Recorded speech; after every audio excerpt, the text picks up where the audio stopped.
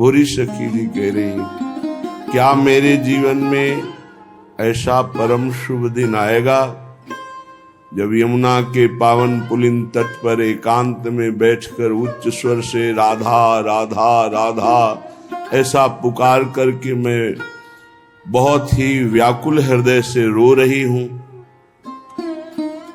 आंख मूंद करके पुकार रही थी, अचानक आंख खुली तो सामने देखा मेरी स्वामिनी मुस्कुरा रही है। फिर तो विकलता संभली नहीं, चरणों में लौट गई तो स्वामिनी हमारी भुजा पकड़ करके उठा रही है। जब मैं धरणी पर वृंदावन की भूमि में प्रेम विकल होकर के स्वामिनी जी के चरणों में गिर पड़ूं, स्वामिनी जी करुणामयी करुणा करके हमारी भुजा पकड़ के उठावे। करोड़ करोड़ चंद्रमाओं की कांति को फीकी करने वाली स्वामिनी जी के उस सौंदर्य समुद्र का सार रूप जब हम भर नेत्र देखें और वो हमारी तरफ देखकर चितवन करके मानो ये मेरा जन है, ये मेरी दासी है, ऐसे मंद मंद मुस्कुरा दिए। भूरी सखी कहती, बस मेरे नेत्रों की एक ही आशा है, मिलन की प्रबल लालसा। धाम नाम और लीला गायन लीला श्रवण यही रूप को प्रकाशित कर देते हैं। सच्ची मानिए ये बहुत बड़ी सिद्धि है वृंदावन। भजन बहुत जल्दी यहाँ सिद्ध हो जाता है, बहुत जल्दी प्रेम प्रकाशित होता है। यहाँ लीला में प्रवेश बहुत जल्दी होता है। बस यहाँ की रहनी से रह जाए। दो बातें यहाँ बहुत खास हैं वृंदावन में, अगर इन दो बातों को उतार ले तो और सब बातें आ जाएंगी। सबसे पहली बात है जुगल चरण के भजन बिन निमिष न दीजे जान। कभी सेवा में है, कभी लीला गायन में है, कभी नाम जप कर रहे हैं, कभी सत्संग सुन रहे हैं, कभी दर्शन कर रहे हैं, एक क्षण भी प्रिया प्रीतम से बिलग नहीं, पहली बात। और दूसरी बात, जो वृंदावन में ऐसे वास करता है कि अपने को तृण से भी नीच मानता है। अब बहुत बड़ी महिमा की बात कह रहे हैं, जो अपने लोगों का आनंद उत्साह बढ़ाने वाली है। और यहां कह रहे हैं जिसने आजीवन वृंदावन वास का नियम ले लिया, अब मैं मरूंगा इसी धाम में, बाहर नहीं जाऊं। ये बहुत बड़ी बात है, बहुत बड़ी बात है। बहुत परीक्षाएं आती, बहुत विचलित करने की लीलाएं माया करती है, पर ये अखंड वृंदावन वास का जो नियम ले ले बहुत बड़ा नियम है। मतलब समझो आना जाना मिट गया, पक्का इसमें तो विश्वास, दृढ़ विश्वास है। बहुत महिमामय है आजीवन वृंदावन वास करना, पर टूटना नहीं, मरना है। एक बार जीवन को प्रभु के चरणों में अर्पित कर दो, चाहे जितना कष्ट मिले। मरना तो है ही यार, मरने से बढ़कर कोई कष्ट नहीं। और अब हमने अपने जीवन को वृंदावन के हाथ दे दिया, ये स्वीकार करो। जिसने अखंड वृंदावन वास का नियम ले लिया, पर वो कामी पुरुष है। दूसरा यशोर थी, वो अपना नाम चाहता है, अपना यश चाहने वाला है। तीसरा त्यक्त सत्पथः, संतों के मार्ग का त्यागी है वो। यदि वृंदावन की कृपा हो गई और उसने निश्चय कर लिया कि मैं आजीवन वृंदावन वास करूंगा, तो कह रहे कथम वृंदावन सिद्धिम न, उसे कौन सी सिद्धि नहीं प्राप्त हो जाएगी, सब कुछ प्राप्त हो जाएगा। भाई ये बात पकड़ लो। ये थोड़ा बहुत कठिन बात है, क्या? आजीवन वृंदावन वास करना। प्रभु का समर्थ नाम, समर्थ धाम, समर्थ लीला, समर्थ रूप ध्यान, किसी एक में हमारी आसक्ति हो जाए। मैं आपका हूं, श्यामा से हूं, मैं कैसा हूं ये आप जानते हैं। मैं कोई अपनी पात्रता, गुण, तपस्या, साधना के कारण दावा पेश नहीं कर रहा कि आप हमारे हो, नहीं। तवास्मीति, मैं आपका हूं। आपको तो हजारों लाखों करोड़ों अरबों भक्त हैं, पर नाथ मेरे लिए आप ही हो, मेरे आप ही साधन हो और आप ही साध्य हो। और खास बात, ये भी मैं झूठ बोल रहा हूं, क्योंकि तवास्मीति मैंने बहुतों से बोला है। मैं आपका हूं, मैं आपका हूं, मैं आपका हूं, बहुत से बोल चुका हूं, ये भी सत्य नहीं है। बहुत सुंदर। महाकरुणा में श्री प्रिया प्रीतम उसे आत्मसात कर लेते हैं, अपने में मिला लेते हैं, अपना रूप दे देते हैं। किशोरी मात्मानम, अपना रूप सहचरी वपु। श्री लाल प्रिया की इच्छा ही सहचरी है। लाल प्रिया का मन ही सहचरी है। लाल प्रिया की संधिनी शक्ति ही सहचरी है। ऐसे एक बार जो हृदय से बोल दे मैं आपका हूं, तो ये कभी छोड़ते नहीं हैं। और महापतित तो हो, नीच हो, तो कह रहे हैं करुणया दात्मसात, करुणा करके उसे अपना स्वरूप प्रदान कर देते हैं। ऐसा हमारे प्यारे जू का स्वभाव, ऐसा महामहिम करुणा में वृंदावन। अब हमको चूकना नहीं चाहिए। बहुत बढ़िया अवसर मिल गया है। शरीर के ढांचे का कुछ पता नहीं है कि ये कब कैसे गिर कर नष्ट हो जाए, कब कौन सा रूप ले ले मृत्यु और हमारे शरीर को नष्ट कर दे। हम बड़ी कामना से बड़े सुंदर सुंदर मनोरथ करते हैं, मकान बनाते हैं, रुपया पैसा जमा करते, खूब खाएंगे, मौज से रहेंगे, और पता नहीं उसमें प्रवेश हो कि ना हो। ये दिमाग में बैठा लिए। मृत्यु को कहीं दूर से सवारी से नहीं आना, वो आपके सिर पर सवार है। सर्वतो भावेन, तैयार रहो मृत्यु के लिए। तैयारी क्या है? नाम जप, हर समय नाम जप। आप तैयार हैं।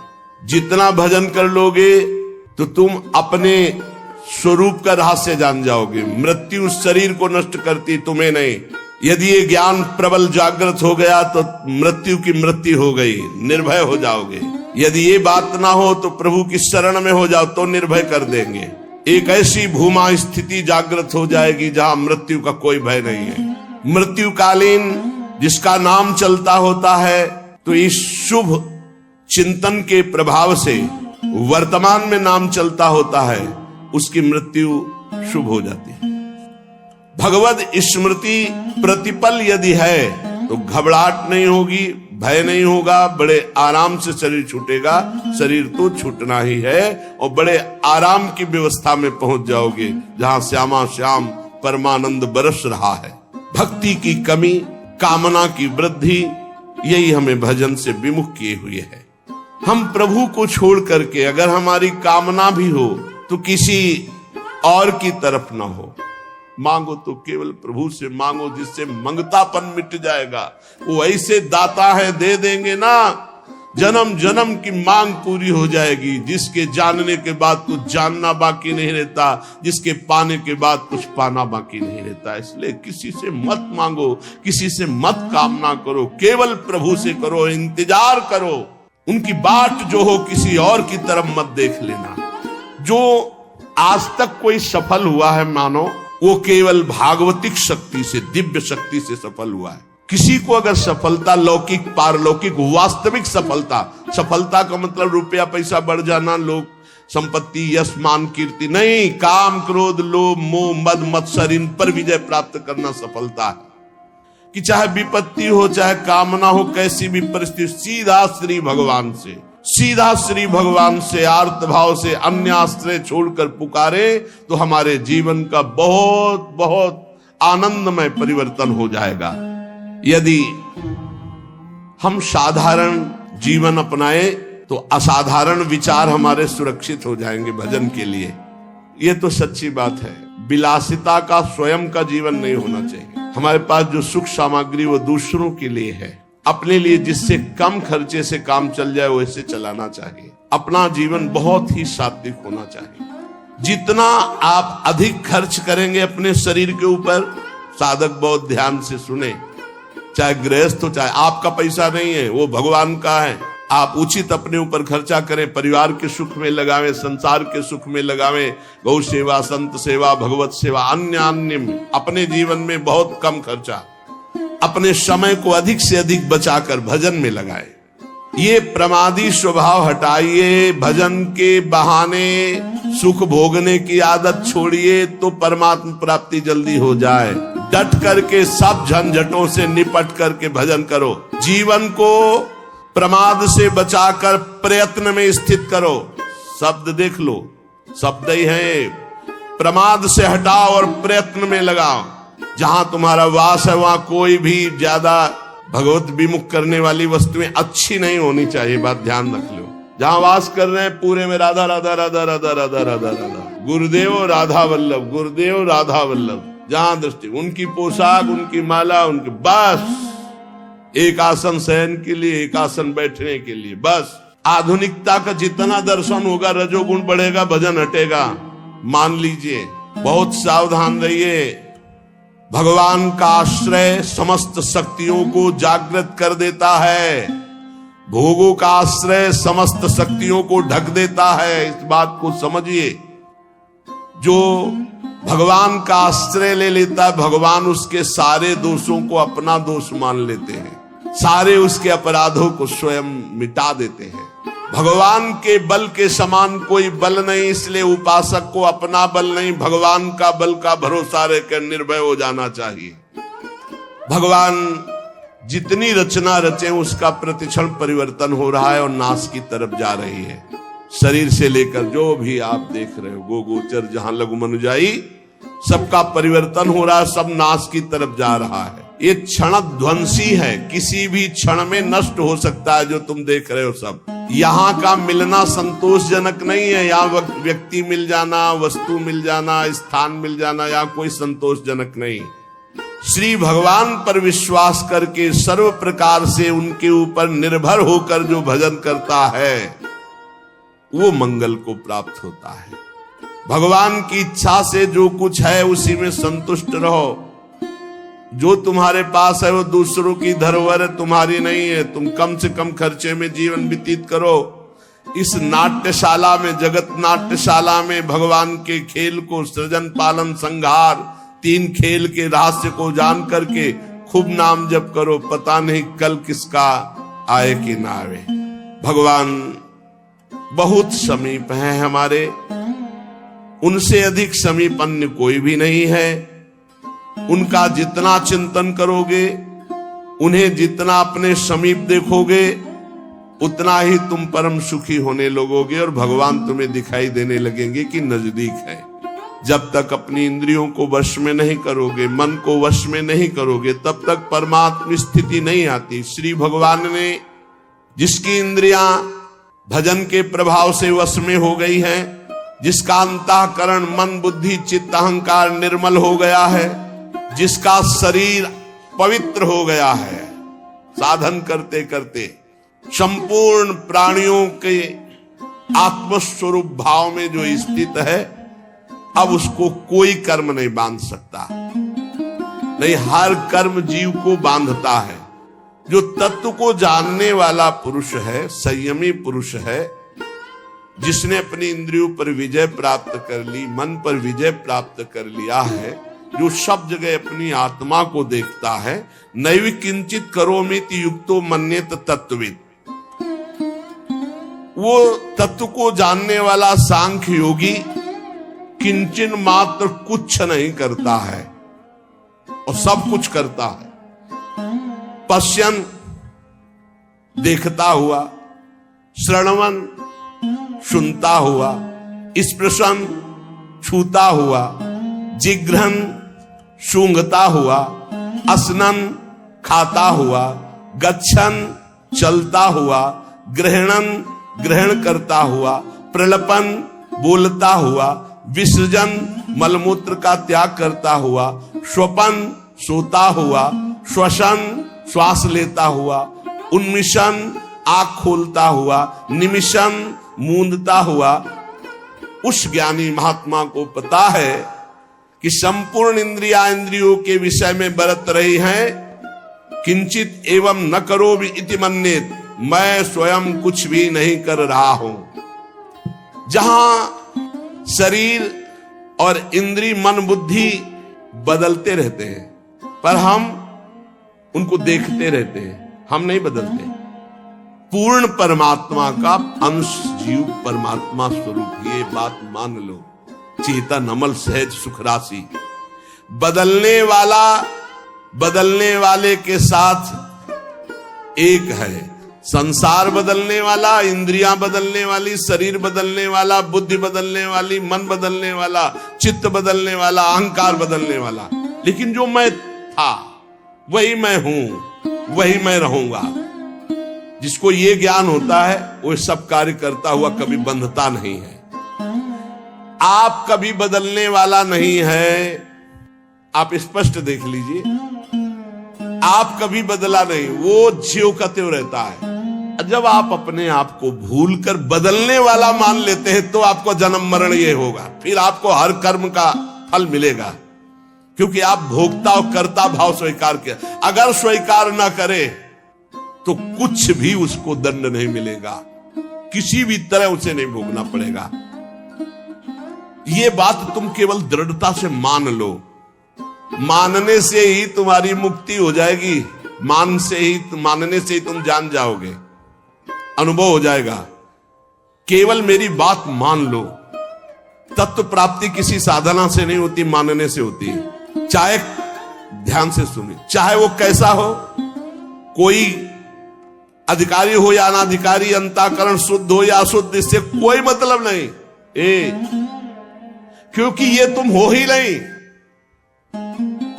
और इससे बड़ा कोई ज्ञान से पवित्र कोई तीर्थ नहीं है। शरीर हमसे बहुत दूर है, प्रभु हमारे बहुत नजदीक है। अरे इतना समझ लो, प्रभु मिले हुए हैं और शरीर कभी मिल नहीं सकता। बोले शरीर तो हाथ ही से शरीर है, तो शरीर टटोल रहे हो। जब तुम अपने से टटोलोगे तो जैसे शरीर में एक हाथ है और हाथ से गाल छू लिया, ऐसे परमात्मा बिल्कुल नजदीक तुम्हारे है और शरीर तुमसे बहुत दूर है। शरीर तुमसे बहुत दूर है। जैसे तुम्हारे कर्म बने शुभ अशुभ, हमको भोगने पड़ेंगे क्या? ऐसे ही शरीर से शुभ अशुभ बन जाए तो ज्ञानी को कोई फर्क नहीं पड़ता। बस ये थोड़ा समझ की बात है। परमात्मा में ये सामर्थ्य नहीं कि वो मेरे से अलग हो जाए, और शरीर संसार में सामर्थ्य नहीं कि मेरे से एक हो जाए। परमात्मा हरदम हमारे साथ है, शरीर के साथ मौत हरदम साथ है, मृत्यु। हरदम हम अविनाशी में रहते हैं, हमारा स्वरूप अविनाशी है, और ये शरीर हरदम विनाशी में रहता है। खान पान जितना सब विनाशी, इसका विनाश होगा। एक बात दृढ़ता से मान लो, बड़ी छोटी है लेकिन तुम्हें जीवन मुक्त कर देगी, बड़ी सुगम है, केवल मानने से बात बन जाएगी। इतनी बात है कि शरीर छोटे से बड़ा हो गया, इसमें परिवर्तन दिन प्रतिदिन हो रहा है, ये तुम देख रहे हो, ये नष्ट हो जाएगा। तुम टिकाऊ हो, ये नष्ट होने वाला। तुम्हें जितना शरीर से प्रियता है बस इसको हटा लो, इसी से तुम जीवन मुक्त हो जाओगे। बोले बड़ी छोटी बात है। अरे पूरा जीवन लगा जा रहा है, ऐसे कहां हट पा रहे। जिसने मैं को समझ लिया उसमें कोई फर्क नहीं पड़ता। तीनों गुणों से, तमोगुण, सतोगुण, रजोगुण से शरीर में कोई भी हरकत होती है, कोई फर्क नहीं पड़ता। ये जितनी क्रियाएं हैं ये जड़ में हो रही, चैतन्य में एक भी क्रिया नहीं हो सकती। जड़ में हो रही है तो मान लीजिए प्रभु, जड़ संसार में, जड़ शरीर से, जड़ अंतःकरण से सब हो रहा है, तुम में नहीं हो रही।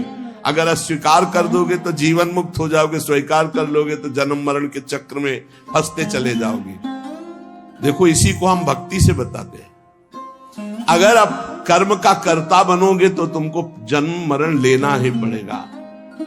अगर अपने कर्मों को भगवान को समर्पित करके करता नहीं तो दियम वस्तु गोविंदम तुभ्यमेव समर्पये, कर्ता को भोगना पड़ेगा, भोक्ता बनना पड़ेगा। इसलिए कर्ता तो हटना ही है, चाहे भक्ति से हटो चाहे ज्ञान से हटो। कर्तापन अहंकार तो बिल्कुल हटाना ही, यही संस्कृति का मूल है। अंधकार के संयोग की तरह, जैसे अंधकार कभी सूर्य से संयोग कर ही नहीं सकता, ऐसे आप चैतन्य गण परमात्मा के अंश में अज्ञान, ये काम क्रोध आदि कभी स्पर्श कर ही नहीं सकते। एक मार्मिक बात है जिसकी तरफ साधक ध्यान नहीं देता, वो ये कि परमात्मा की प्राप्ति करने से नहीं होती, मानने से होती। और सब करने में लगे, सब करने में लगे। और यहां कह रहे एक साधक इस तरफ ध्यान नहीं देता। परमात्मा की प्राप्ति स्वतः सिद्ध है, करने से नहीं, मानने से होती। मानते, करके मान लो या मान के जान लो। जो सत्संग सुनते हैं उनको जो प्राप्त होता है वो 50 वर्ष साधना करने पर भी नहीं। साधक में बहुत अंतर मिलेगा, एक सत्संगी और एक एकांतिक। तो बहुत अंतर होगा। सत्संगी बहुत अपने बचाव पक्ष का जोरदार ज्ञाता होगा। परमात्मा प्राप्ति करने का भाव बाधक है। कैसा? मैं परमात्मा प्राप्ति करूंगा साधना से, बहुत लंबा समय होगा और किसी महापुरुष का जब संग मिलेगा तो तुम मानने पे आ जाओगे तो जान जाओगे। अगर अभी मानने पे आ जाओ तो जल्दी जान जाओगे। हम लोगों के दिमाग में बैठा है कि 10-20 वर्ष कम से कम भजन करेंगे तब अंतःकरण पवित्र होगा, तब हम कुछ जान पाएंगे। तो पक्का 10-20 वर्ष भजन करना पड़ेगा। अगर आपको ये तो जानने की बात है, हमें बताया जा रहा है कि मैं परमात्मा हूं, मेरे में कभी विकार होते ही नहीं। तो जब अंतःकरण विकार युक्त है तो दृष्टा भाव से देख रहा, मेरे में तो विकार है नहीं, मैं तो सुना हूं, निर्विकार हूं, बहुत शांति मिलेगी। उसी समय वो विकार नष्ट होने लगेंगे। बड़ा बड़ा जप अनुष्ठान, ध्यान अनुष्ठान, ये सब जो करके प्राप्त करने के बहुत लंबा समय लगेगा। करने से कर्तृत्व भाव पुष्ट होता है, कर्तृत्व भाव आने से व्यक्तित्व भाव होता है, और व्यक्तित्व में ही सारे प्रकृति के विकार जुड़े हुए हैं, उसी में फिर वो रच-पच जाता है। बड़ा सूक्ष्म विषय, क्योंकि ये पूर्व का है इसलिए बहुत आनंददायक है। शरीर से तदात्म कर्तृत्व भाव से हुआ है। निर्लिप्तता का अनुभव करना ही है, चाहे जिस मार्ग से करो, कर्म योग से, भक्ति योग से, ज्ञान योग से। इसलिए क्रिया की मुख्यता साधक में रहती है भगवत प्राप्ति का। तो आप बोलो क्या करूं? क्रिया की मुख्यता रहती है। आप बोलो मैं क्या करूं? मैं ये करता हूं, मैं ये करता हूं, मैं इतना पाठ करता हूं, मैं ये करता हूं, ये करता हूं। किसको लेके बोल रहे हो? वाकेंद्री से पाठ कर रहे हो, शरीर से सेवाएं कर रहे हो, चेष्टाएं कर रहे हो, लेकिन तुम तो इससे अलग हो ना। इतना ज्ञान है कि नहीं? अगर इतना ज्ञान नहीं तो सब कुछ अहंकार की धारा में हो रहा, वो शुभ कर्म के अंतर्गत आ जाएगा। जब अहम की धारा शरीर से जुड़ जाती तो भाषा बदल जाती है। सुनना भाषा, पहचान लेना। मैं करता हूं, मैं खाता हूं, मैं पीता हूं, मैं बोलता हूं, मैं चिंतन करता हूं, मैं निष्कामी हूं, मैं कामी हूं, मैं क्रोधी हूं, मैं क्षमावान हूं। मैं के आगे जितना जुड़ गया वो सब प्रकृति राज्य। क्रिया होती शरीर से, वो मान रहा मैंने किया।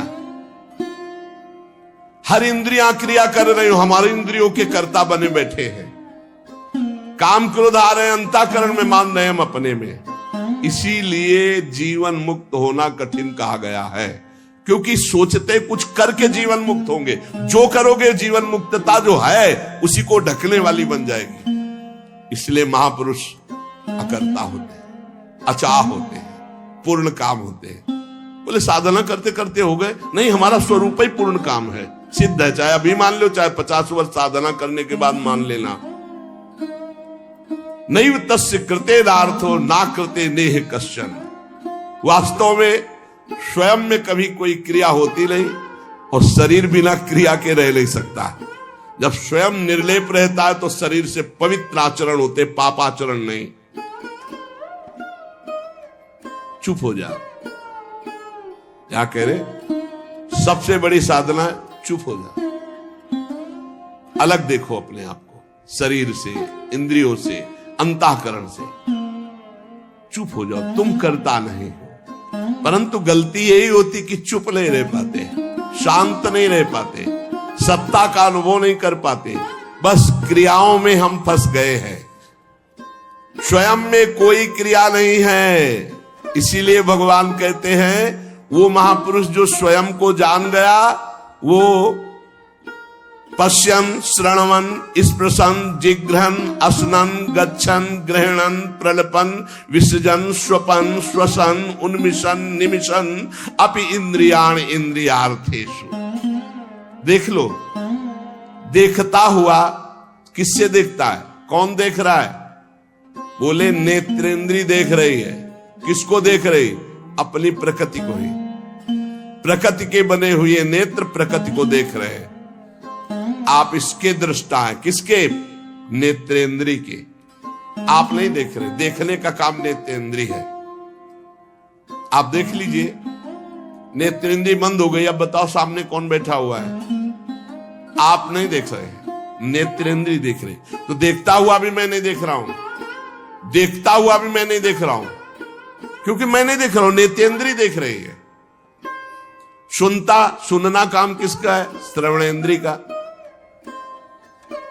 अगर श्रवणेंद्री को अभी बंद कर दिया जाए तो आपको बाहर खूब बातें हो रही नहीं सुनाई देंगी। आप नहीं सुन सकते, क्योंकि सुनने का काम श्रवणेंद्री का है। तो मैंने नहीं सुना, श्रवणेंद्री सुना।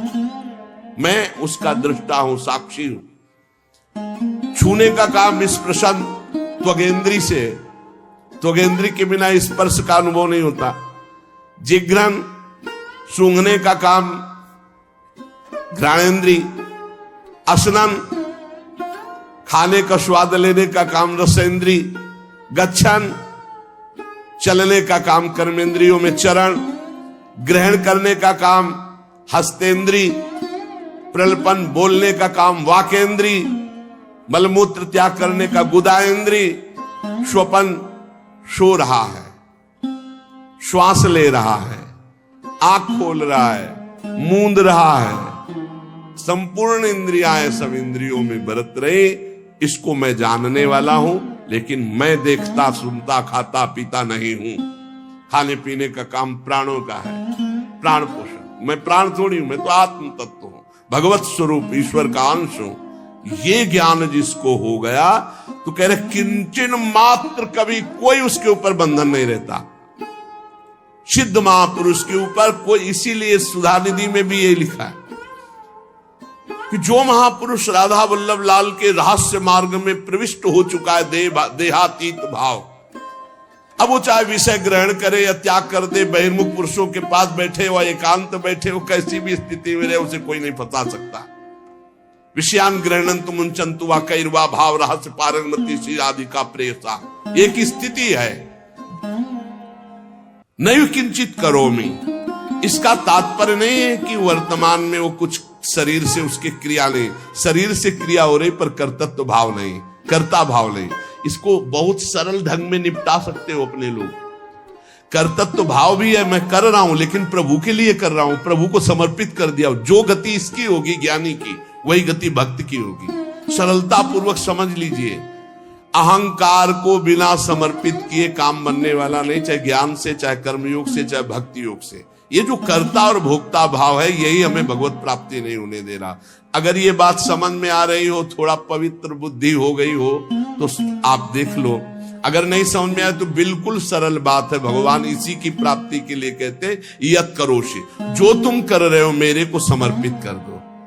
क्योंकि अपने लोगों का शरीर भाव दृढ़ है, कर्ता भाव दृढ़ है, तो अब हमारा कल्याण कैसे हो? तो जो हम कर रहे हैं वो प्रभु के लिए कर रहे हैं। हर समय नाम जप करो, सारे कर्म प्रभु को समर्पित कर दो। अहंकार वो घसीट लेंगे, जीवन मुक्त वो बना देंगे।